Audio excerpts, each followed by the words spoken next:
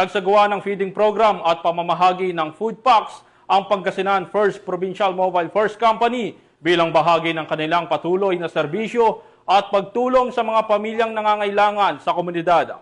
Ang magandang balita ay ibabahagi ni Police Corporal Joanna Marie de los Santos.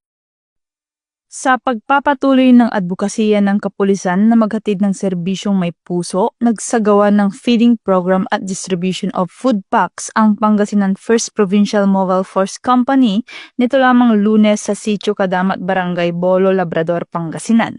Pinangunahan ito ni Police Lieutenant Colonel Leonard C. Paredes, Force Commander, kasama ang Advisory Council at mga barangay officials.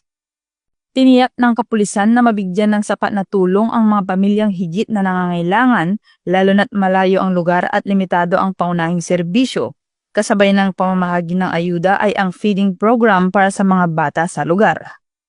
Ayon sa Pangasinan First Provincial Mobile Force Company, bahagi ito ng kanilang patuloy na programa sa pagpapatibay ng ugnayan sa mamamayan.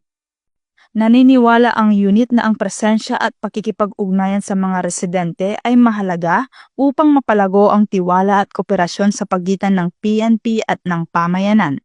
Nagpaabot naman ng taus-pusong pasasalamat ang mga residente ng Sitio Kadamat sa tulong at serbisyong kanilang natanggap.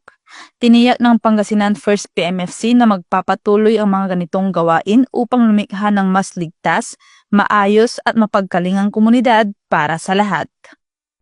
Mula dito sa Ilocos Region, ako ang inyong PNN Correspondent, Police Corporal Joanna Marie de los Santos, alagad ng batas, tagataguyod ng Balitang Pulis.